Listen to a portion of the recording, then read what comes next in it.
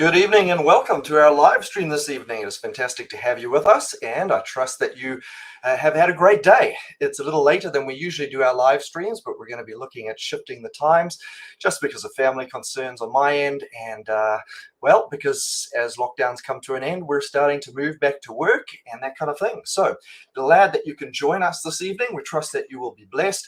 As always, if you are watching on something other than YouTube, you can find us on YouTube. Just go there and type in Whangarei Seventh-day Adventist Church and we'll pop up right at the top of the list for you. You can also find us, of course, on Facebook and then on Instagram as well. So don't forget to like, to share, to subscribe. And of course, our comment section are active and we can see your questions and your comments that you might be posting. And we'd love for you to engage with our guest this evening and to share thoughts that come to your mind or ask any questions. So it is great to have you with us this evening, actually. And in just a moment, I'm going to bring our guest on.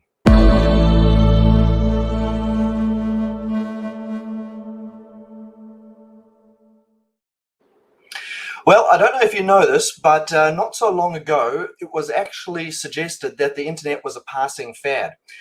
In fact, you can go online and you can even find a newspaper clipping which will tell you exactly that.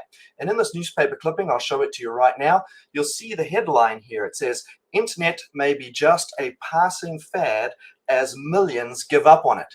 Now, it might seem laughable to you and I that today, in this day and age, that the internet could have been considered a passing fad. But even more than that, a whole lot of famous people have even come out and made statements back in the early days of the internet suggesting that this new technology wouldn't make it.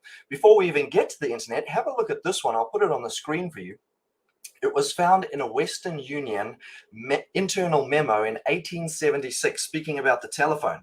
This telephone has too many shortcomings to be seriously considered as a means of communication. Can you believe that? Yep. Whenever there's a new technology, it can seem a little hard to get going or to find traction. The IBM chairperson in 1943 said, "I think there's a world market for maybe 5 computers." Can you believe that? This is the top guy in IBM, right? And he thinks maybe back then in the day, a world market for 5 computers. And now many of us have multiple computers in our households, right? Then you get a guy by the name of Robert Metcalfe, right? And he was the TreeCom founder and Ethernet inventor in 1995. That's not even all that far away. He said, "I predict the internet will soon go spectacularly supernova, just straight up super popular. And in 1996, catastrophically collapse." Well, here we are, live streaming tonight, and the internet hasn't fallen apart. One prediction I wish had come true was by Bill Gates, right? Microsoft co-founder in 2004, where he made the promise that 2 years from now, so that would have been 2006, spam will be solved. Well, it hasn't been solved. It's worse than ever. Check this one out. A New York Times columnist by the name of Thomas Friedman in 1999 said, "I'm dubious that Amazon and many other internet retailers will ever generate the huge profits that their stock prices suggest." Well, today we know that online commerce is like, we can't imagine a world without it, right? And more recently, in 2007, Microsoft CEO Steve Ballmer said of the iPhone, "There's no chance that the iPhone is going to get any significant market share." And the last one I'll share with you is by Clifford Stoll. In a Newsweek magazine article, 27 February 1995, he said the following, amongst other things, by the way: the truth is, that no online database will replace your daily newspaper. No CD-ROM can take the place of a competent teacher, and no computer network will change the way government works. Well, hasn't that been proved patently false? Now, I share all of that with you because I'm trying to emphasize the fact that the internet is here to stay. Not only is the internet here to stay, but this digital space, the online space, is an all-important space, especially in the age of COVID, especially in the age of worldwide pandemics. Tonight, I want to introduce you to a good friend and a colleague.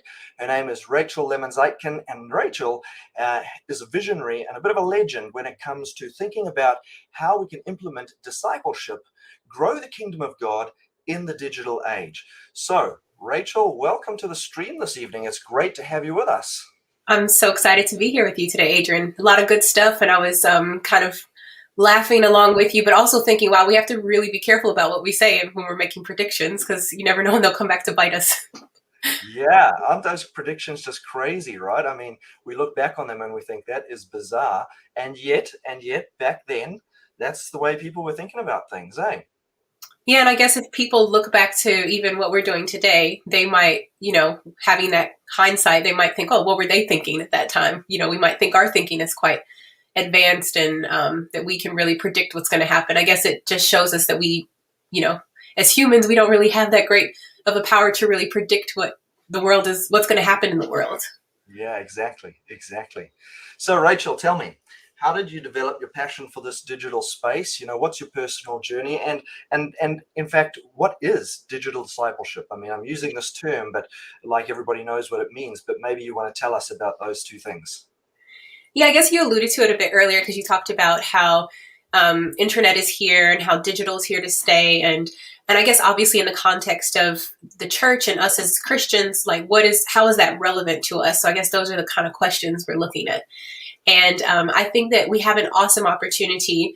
Even one of the quotes that you gave was only in 2000. So that's just 20 years ago, where they were predicting that there wasn't going to be that much happening in the online space. I can tell you even just in 2016, when I was just kind of starting some of the ideas around digital discipleship, there was a lot of doubt around the impact that we as a church could have in the digital space. And I think COVID made it abundantly clear for people who were on the fence or they weren't exactly sure, made it so clear about the impact that we can have in the online space.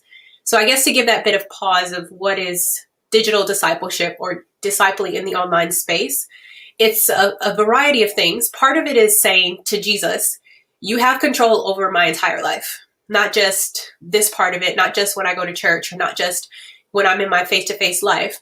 You have control over everything in my life. Because sometimes I think people get online and we kind of seem to somehow have these, double personalities or this alter ego once we get online. Once, we just seem to have a name and a little picture, we believe we can be somebody else. So the first part of it is surrender. It's saying that, hey, God, you have control over everything, even the stuff that I do online. And I think that there's a Bible verse that kind of expresses it the most clearly. And it's basically, out of the abundance of the heart, the mouth speaks. And I think that we can see this played out so many times on the internet. People think that they have, that they're behind this computer. They become these keyboard warriors and they think they can say anything. But it's so clear that who we are on the inside and what we're filling ourselves with, it comes out on the outside or comes out into our social media accounts. So I think the first part of digital discipleship is surrender. It's really giving God all of your stuff and even that stuff that's online. Yeah. So, yeah. The next part of digital discipleship, I'd say, is I found, so I guess I have to take a step back. And I worked for the church over the course of the last 10 years. Part of it was not in Australia. I worked for 2.5 years in Lebanon doing some comm stuff. And then I spent, I think it was about 2.5 years as well, at Greater Sydney Conference. And one of the main things I was doing while I was there to, do social media and do the magazine and website, one of the things I really felt called to do was to empower the local church communications secretaries. Because I would get phone calls and emails about people who they didn't really understand what they should be doing or how to do it. And I just started having a real heart for them. Like, I didn't want people to be struggling to do their job. So I would try to either support them in what they were doing, and I would try to run sessions to help educate them. And what I was finding is a lot of the church comms secretaries, they were really passionate. They were often the most connected person in the church, but sometimes they didn't quite have the skill set that they needed to probably exist in this online world that we're in. And at the same time, I would meet people who were sitting in the pews of their church who had all the skills necessary, but none of the desire to get involved for whatever reason. So I started thinking, how can we bring these two groups of people together? These people who have the skills, but the lack of interest or desire, and the people who have the interest and desire, but don't have the skills. They're sitting in the same church. How can we get them somehow working together? So it kind of evolved initially from there, was thinking, how can we equip people to really use the talents that they have and to also find space to grow their talents as well in the online space. So that was one of the initial, I guess you could say, when you have an idea, the birthplace is from many different places, and then I think God starts piecing But them together. I love what you're describing there, because it's kind of an organic thing, right? It's Yeah, one of those things that actually grew out of a sense of need, and I think that that's actually one of the best definitions of ministries for a place in terms of a starting place. Is a ministry is something where you perceive, recognize as a gap, and I might be able to do something to fill that gap. And in this definitely. case, for you, it had to do with the digital and online space and your skill set and the lack thereof with other people and so on. So I love that. And I also like the idea of the collaboration you're talking about, bringing two different groups of people together so that they can work synergistically together. Yeah, I love that. Yeah. And I think also, as you were talking, there were, as you were saying, the organic nature of it. Some of it is just listening to God and seeing, like, where is he taking my life? Like, what's the direction he's taking it in? Because while all of this was happening on the one hand, on the other hand, I was learning all of these things about digital marketing, and it was completely separate from this training this learning that I was having at work. I was really diving deep into digital marketing, learning about digital marketing principles. I was taking different courses just out of my own curiosity, and I had a blog at the time, and I wanted my blog to do better. So I was doing lots of research for myself.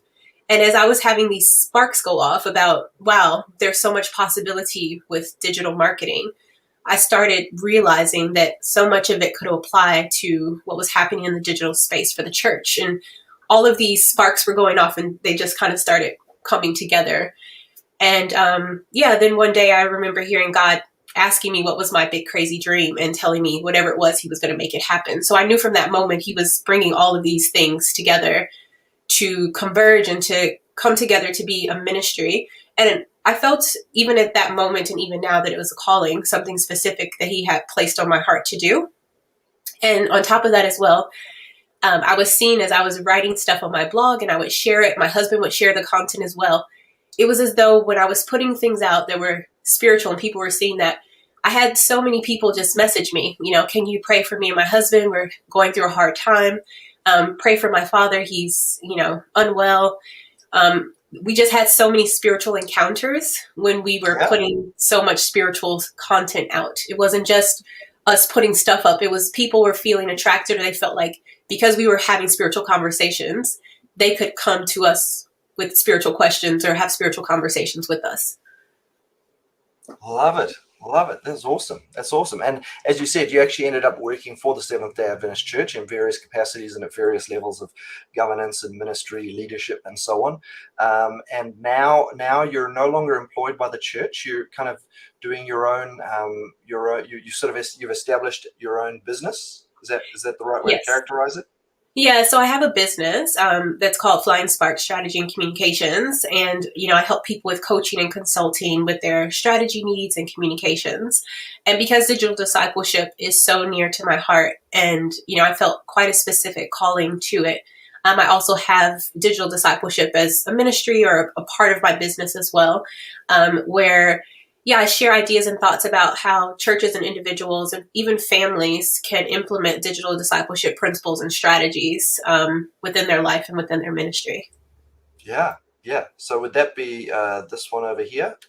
Yes, it's called Ignite. So it goes along with this idea of flying sparks, but it's really, digital discipleship is, I think it's funny because I've heard other people refer to it the same way as I do, but it's my baby. It was born at the same time as my son. And I know I've said that phrase too much when I've heard other people echo it back to me. They've said, oh, digital discipleship is your baby. And I was like, oh, maybe that's a thought I should have kept inside, but maybe not shared out loud. But other people repeat that as well now. That's great. So tell me, what is your vision, though? What is your vision for the kingdom of God invading the digital space? Yeah, I think it's definitely evolved over time. The more that I've learned, the more that I've grown. I think that one of the things is, especially as we've gone into this environment, COVID environment, I think we have so many opportunities. Obviously, within the digital space, it's like a megaphone. You can grab the megaphone and shout out a really loud message that lots of people get. But I think there are a lot of really lonely people in the world. And I wonder how we can take that megaphone and personalize the connections that we're making to build genuine relationships. And the megaphone approach of getting a message out in a very broad way is important. But I think that if we can figure out this piece of making the digital space also intimate in the online communities that we have, I think that that can be powerful, especially in the environment of everyone being distanced. I don't think necessarily that as lockdowns end that they will always end. That once a state or a geographic location is out of lockdown, they won't go back into it. So I think people, they struggle and they battle with this idea of loneliness. And I feel like this could be a missing piece that we have right now, is how do we build community and how do we invite people into community in a way that feels authentic and genuine to them, whether they live within your neighborhood or they're across the world. I think that's something that people crave. And then what that actually ends up looking like, I think, is that listening exercise that we talked about earlier. It's like spotting those needs and how do we listen? How do we listen to what people are saying and figure out in a creative and innovative way how we can meet those needs and build community online. Yeah, that is a big challenge, and I know we wrestle with something very similar when it comes to the work that I do with the Hope Channel, because we've got these platforms and they are like megaphones, and it is easy to broadcast a message, even like we're doing right now. But actually seeking that engagement and that key word there, community, is taking it to the next level. And I can't say I've figured that one out yet, but it's definitely something to strive towards, I think, because that's the key to it, isn't it? Yeah, and I think that we have to use technology as a tool and not let the technology use us. So initially, it could appear as though we broadcast a message and we've done our job, but then there are other technologies that can allow us to have more intimate and close connections as well. So once we've used one technology, I think we have the opportunity to keep asking those questions, like what other gaps are we trying to fill and what other technology exists to fill those gaps. So once we've live streamed, I think one of the challenges that I see is a lot of churches live stream, and then it's like, we've done that thing, we've broadcast our service. But there are other technologies that exist as well that can help us achieve what we're trying to achieve. So for example, there's a software called Bonjour, where you can send individual videos to people who've signed up to your list. So if someone signs up, you can then record a little video and send it to them. How intimate does that feel? If someone sends you a video that actually calls out your name and like welcomes you into this community. And I think if as churches and organizations, we were a bit more intentional about the journeys that we wanted to take people through, we would be able to incorporate more community within the experience that people have online. If we really pause to think about it, there is so much loneliness in the world. And I think that we are perfectly positioned to address some of those real human needs that people have. And as a result, people may want to hear what else we have to say. But I think if we can't address some of those real needs, those cravings that people have to just have human connection, to have someone who empathizes, who listens to them, who just hears their story and sees them, people just want to be seen. I think this is our challenge, is how can we see people even within the digital space? Yeah. Wow. Yeah. And I don't really have much to say to that, except I totally get that, but I haven't found the answers to it. I mean, that is the great cracking that is when it finally all comes together, I think. And I think that's the opportunity we have with the online space. And especially with, many of the people who are attracted to something like digital discipleship or artists or people in IT, is that they are positioned to solve problems. They have that creative streak where they sit in front of a problem and they ponder the problem and they go to solve the problem. This is the opportunity, I think, that we have as a church, as Christians, as young people, as whoever might be interested in this space, is problem solving. It's looking at the situation that we have at hand and thinking, how can we creatively address the need that we have? So I'll give you an example. There's a company that they do medical deliveries into rural areas, like into Rwanda, using drones. And they have distribution centers that can deliver they have a central area that has all of these different blood types or different supplies that small clinics need. And each of those clinics couldn't supply all of the needs that they have. But when they do have an emergency, they'll order it from this central hub that sends out a drone and delivers the blood that they need and drops it, in a location right in front of the hospital. So I think it's really thinking through what are the needs that we have and how can we use technology as a tool to help us solve those needs. And it's bringing the right people to the table to have those conversations. Oh, wow. Yeah. So on that note of people, the digital space, I think, provides an opportunity for all sorts of people to get involved. I'm thinking of young people. I'm thinking of people who might not have yet found their groove, their thing. Who are we looking for, Rachel? What sort of creative ideas can you give us? I really feel like there's a place for everybody, but it's just about finding what that place might be for you. So we often had this verse that we used when I was working for the church in digital discipleship, and it was asking what's in your hand. So what has God already equipped you with that you can do, that he can use for his glory in the online space? For some people, it might be cooking, or it could be gardening. It could be that you're an artist, you're a photographer, videographer, editor, graphic designer. Whatever talent or skill that you have, you can use it. And you can ask God, how do you want me to use this talent or skill that you already have given me? Okay, so once you've established that, you might wonder, how do I fit into the overall big picture? And we have something that I like to call the digital discipleship ecosystem. And it's really evolved over time. Like the more I've thought about it, the more I've thought, oh, there's so many places for people to get involved. So there's an area for visionaries, people who can just think of these ideas and see, where are we going? Where do we need to go? There are then content creators, people that then go and make stuff.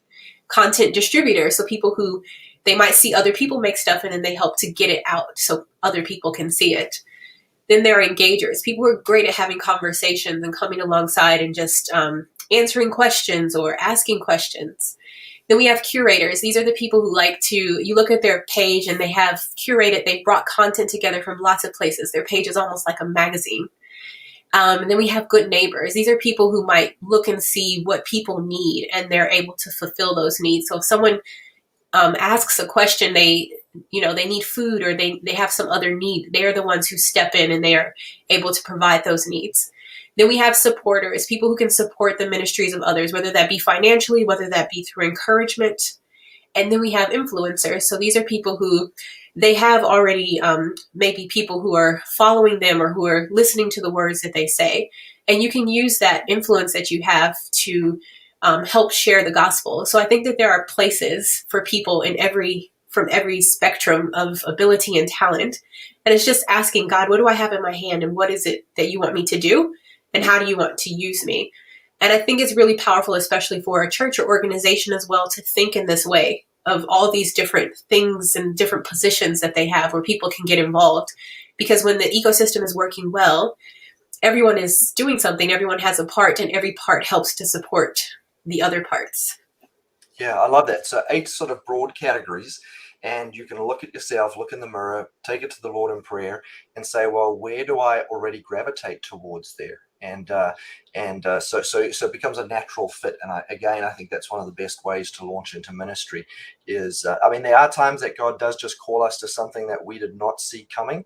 But a lot of the times, the strengths we already have are an indication of where we might fit into ministry. So that's awesome. I love that structure you provide there, Rachel. Thank you for that. That's amazing.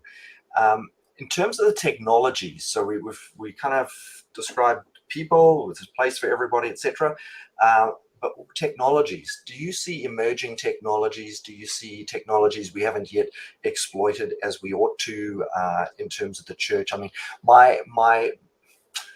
I guess I find that in the church, sometimes we can be a little bit slow to embrace new things. I mean, here we are at this time in Earth's history, and we're only now really starting to go, wow, this is really something we should be paying attention to, But even so, if I look at where we put our budgets and our energy and so on, it's really, we still are treating the digital online space a little bit like a hobby, a more important hobby now because of the pandemic. but a hobby nonetheless compared to all the other areas. But so what do you think? Are there emerging technologies, areas where maybe we should be paying more attention? I think, like, in some ways, I would say, just from knowing you and from working on projects with you and things like that, I probably learn a lot from you as well and from people like you. I know Kirk Nugent is someone who I have followed. He's really great in the online space as far as hardware and looking at some of the technologies. I would say, from my perspective, that I think technology that can help us take that broad picture or that big megaphone and make it more personal, kind of like the Bonjoro that I talked about, or any kind of technology. I know also there's someone named Jason Alexis who he uses, or he helps churches to use SMS, and it's really to personalize messages to people that the church is trying to talk to. So I think those kind of technologies are even things that can help build community. So even if a church needs to engage some sort of, what would be, I guess it's a CRM, that's not a new technology, but probably for a lot of churches, they don't have a organized way of knowing who's engaging with the church service and who isn't, so that they can have a more systematic way of following up with people. Because how many times have we heard stories of people saying, like, I haven't come to church and no one's ever messaged me or no one's ever called me. So it's not a new technology to have to, implement something where we can be more systematic about it, but it would have a huge impact. And I don't think many churches utilize anything like that to kind of have those conversations to really help people to feel like they're not missing from the church, that they're actually a part of it. I think things like that are around there. Obviously, I've seen from the larger, so I kind of split digital discipleship into the corporate church, parenting, individuals ministry, the church itself. I've seen from the corporate church that they are looking at technologies that can help to follow people in their journeys and things like that. So, there's lots of other technology that's emerging. I think the challenge is, if you don't necessarily have probably the right minds thinking about how can we use some of this technology to further the gospel. I know also Daryl Gungaju is quite innovative in this space, thinking through emerging technologies and how they can be used. I know that I've seen people using even, I think before Adventist Review, they had for the kids, they had the magazine that would open and a hologram would come up where you could see the statue from Prophecy. So I think that there are uses of that technology. I think it's just thinking, what are we trying to accomplish? And then what's going to be the best tool to get us there? And then that's where I think we start finding those innovative ideas is we have this problem and this is how we're going to solve that problem. Yeah, absolutely.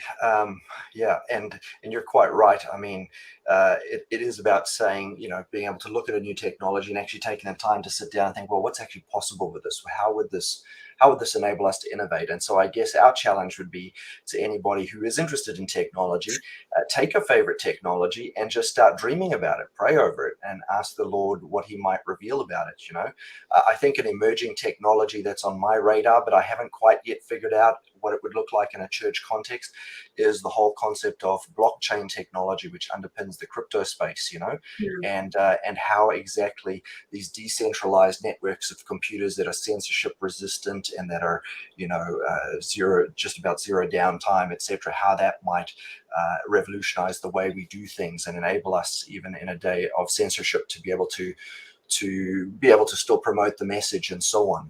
So there are some interesting developments. There's a whole new field that's going like mad in the world called NFTs, non-fungible tokens, which is all about being able to validate authenticity and scarcity and so on, but so many other use cases for it as well. And how could we employ those? And I don't even have the beginning of the answers to those things, but I think that these are some of the latest technologies that we haven't even begun to think about yet. We're still trying to catch up with YouTube and Facebook, and there's a whole wave of new tech that's sort of taking the world by storm. So I'd love to see our technologists out there with a spiritual mindset looking at these things and going, well, what could this mean? How could this revolutionize the way we spread the gospel and the way we do kingdom business on this planet? Yeah, I think that and I have seen some, there's a motion designer that I've worked with in the past, and I've seen him creating NFTs, and yeah, it's really fascinating.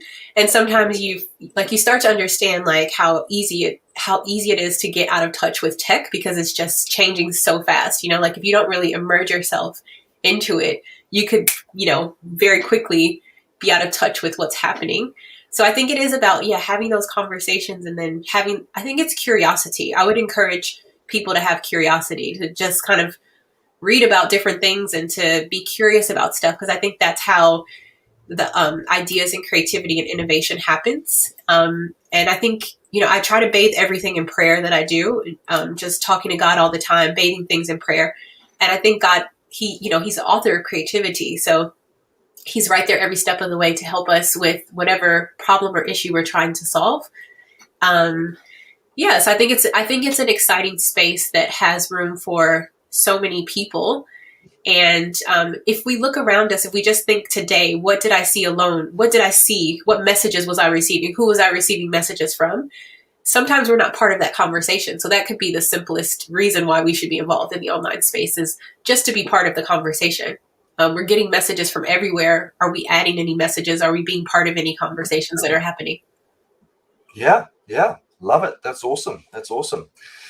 But Rachel, how do we actually measure success in the digital space? I mean, any thoughts on that one? Yeah, and I guess it depends on, because I was saying how digital discipleship can be, from my perspective, can be split into different areas between, parenting or church or corporate. So I guess for each of those entities, they'll have objectives that they're trying to meet, whether it's a local church. So the local churches, they might use it as, how many people are we connecting with in the community? For the larger corporate church, I would imagine that that space is more reserved for empowering and training people at other levels. So how many people are we empowering, training? And as we run programming, how effective are we at getting our message across and engaging with people to come back in and to have those conversations with us? As an individual, I would say that the time that I felt that what I was doing online as an individual was the most effective was when I was blogging regularly and sharing that content in my online space. And I could sense that people felt that I was open for those spiritual conversations, and they were even initiating them. They were coming to me and initiating those conversations. There was one, it's such an interesting story, because there was one young guy who, my husband and I were at the mall one day, and we happened to run into him, and he said, "Oh, I never come to this mall, but my car broke down and I happened to be here." We ran into him, and then he sat down. He's like, "Oh, I see you guys share so much spiritual stuff on your Facebook pages. I have some questions." And we sat and had these, big spiritual conversation with him, and invited him to come to church with us the next day. And you could sense he was really seeking, and you could sense that encounter wasn't by accident. And I said that to him. I said, "Do you believe in things beyond coincidence?" And I said, "I don't think it's a coincidence that we ran into you today." So I think when you see evidence of those spiritual conversations happening as a result of what you're doing online, I think you can see the fruit, like we see that it's like the fruit of the Spirit. It's like the fruit of those things that you're planting in the online space. When you start to see the fruit of it, then we know there's the evidence of the work of the Holy Spirit happening there. So I think that those are the things you can see. Look for the fruit of, the Spirit's working, and then you can see that the work that you're doing in the online space is successful. But if the fruit of your online space is arguments constantly, or is constant conflict, and those are not the fruits of the Spirit. So you can see that another type of fruit is being planted. So I think we can just look and see what are we attracting and what kind of things are happening around us in the online space. And that can be, great evidence for what's happening and what kind of influence is happening in our online space, whether that be for a church, corporate, or for an individual. Love it. That's awesome. Resources. Tell us about resources. So if people are interested in, going further on this journey, for example, if you're a church and you want to start thinking through what can we do to start having journeys for our members or for our visitors, or if you want to know as a family, how can we set up a technology plan for our family, or what can I do if I want to get started in the digital space, you can visit my website, digitaldiscipleshipministry.com, and you'll find some resources there, resource library, where you can just find whatever is relevant to you, and you can download it and get started on your journey. Yeah. And this PDF that you've got for us here? Yeah, so it's 30 inspirational ideas to energize your digital discipleship journey. So if you've listened and you're like, oh my goodness, I really want to get started. I'm curious to know how I fit in. You can go, again, to the Digital Discipleship Ministry website, and you can download this PDF to help you get started on your journey. And it's a really exciting journey. I'm constantly trying to get people to do something in the online space. So my mom, Yeah. my dad, my brother, my husband, they're all tired of me. So hopefully somebody else can take the inspiration so my family can I can get off my family's back to do something. Yeah, one of the things I've always appreciated about you, Rachel, is that you are definitely a doer. You have this incredible way to take ideas and actually give them legs and make sure they happen. You're very methodical, very, you have a great working process that you go through step by step. And so I appreciate the fact that you have these kind of resources available, because yes, we can have a conversation like this and somebody can feel inspired and they can go, oh, maybe there's something here for me, but what exactly does that look like? And so you've got some great resources that they can continue or take that next step in the journey with, and go and get some practical ideas. I know that here in the Whangarei Seventh-day Adventist Church, we're about to launch a brand new website which has been custom built by one of the people in our congregation, and we are going to be amongst other things, apart from being a video library for all the content we've produced and so on, but we also are starting that thing you were talking about, which is a blog, and we're looking at pulling people in. So they might not be digital people per se, but they may be great with words, real wordsmiths, you know what I mean? And then we can take that content they provide and post that on our website and so on. So finding ways for people to plug into things. So yeah, I'm hoping within the next week or two, we'll actually have a brand new website live for our church. Well, that sounds exciting. Yeah, I'll look out for that as well. And yeah, I just wanted to say thank you as well for what you're doing for your ministry. And yeah, I've had the opportunity to work with you when I was at Adventist Media, and it was a great experience working with you and the other leaders from different unions. And yeah, it was great to see how God was moving in each of the different areas, and yeah, how you've just flown with stuff at Whangarei, between the YouTube channel and all the social media and this live stream as well. So that's amazing, and I'm always inspired by the work that you do and your knowledge of technology and like the equipment part of stuff. So yeah, I think I've had some really great colleagues in this space as well. Yeah, that's right. And as you say, so many great colleagues. I mean, we've had the privilege of working with some really good people here in New Zealand, also carrying that burden. Podcasters and church administrators and digital marketers and all sorts of people who are really clued up in that space. And it's great to be able to collaborate. And in fact, it's just like a regular church, in the sense that not one of us has all the skills, not one of us has all the gifts, not one of us, but when you take us all and you put us together somewhere, that's when the real magic happens, through that collaboration. And I think that's really a key thing about making a success in the digital space. So yeah, absolutely amazing. Any last thoughts that you've got, especially maybe to some young people who might be watching, or either live or after the fact? Any parting words for them, especially? I think it's a really exciting time. I think just because the technology is at your fingertips, and you've been doing it for so long. My son today was asking me about Word and Excel, which I wouldn't have learned until I was probably in high school, and he's 5. So I think that it's just to your imagination what can be created. And I understand it's a really challenging time to grow up, because so much of identity can be wrapped up in social media. And my challenge would be, how can we turn this culture, and how can we turn what the bad intents are for the online space? How can we turn those things on their head and use them for good? And how can God use you in those spaces? And how can you challenge where the world is asking you to get your identity from in the online space, and getting that from trusted friends and family and from God as well?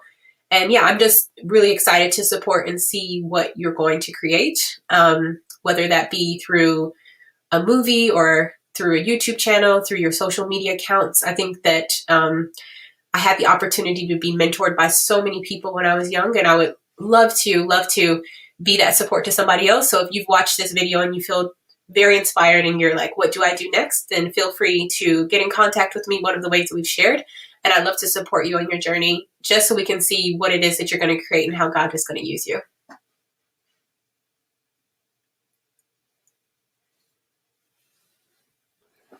I muted my microphone because there was helicopter flying overhead.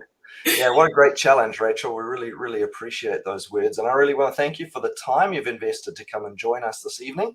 Yeah, thanks for having me. And I know that's a sacrifice away from your family and so on. And no one's paying you for it. So just out of the goodness of your heart, really, really appreciate that. And again, privileged to be able to work with you not only now, but in times past and hopefully many more times to come in the future. So yeah, God bless and thank you. Thank you. Thanks for having me. Well, friends, I hope that you've been blessed this evening as we've had this chance to have another live stream time and interaction together. Love to hear from you in the comments. Would love to get your thoughts, your questions, and just share your heart. Indeed, the digital space, it's a big one, and it's part of that frontier, I believe, that God talks about in the Gospel Commission. And it's in fact a great vehicle to reach areas that we might not be able to get into personally in a very safe way. So the digital space is something we can really invest in. The moment we sit down behind a keyboard, the moment we're on a social media platform, the moment we're sitting behind a camera filming something for a webinar or maybe for a message, a gospel message, whatever you might find yourself doing, remember the Gospel Commission. Go therefore into all the world, teaching, baptizing, making disciples. And remember, I'm with you to the end of the age. That's what the promise of Jesus is. That's what he calls us to. That's what he encourages us to. In Matthew 24, he reminds us, he says to us that when this gospel is preached in the whole world, that's when the end will come. You and I get to be a part of that extremely awesome adventure. You and I get to be a part of this great work, being partners and co-workers with God Almighty, working in conjunction and empowered by his Holy Spirit, using these digital means to reach across time and space to be able to touch hearts and lives.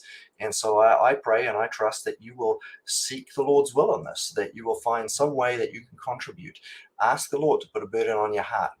Get those creative juices stimulated and going, and find some people to collaborate with. You don't have to do it all alone. We need to form little teams together, and together, as we pool our resources, as we pool our skills, our time, our energy, guess what? Amazing things happen in the digital space that translate into real lives and real souls being saved for all of eternity to the glory of God. So, trust that you've been blessed tonight. Thank you for joining us, and have a great night until we see you on our next live stream again.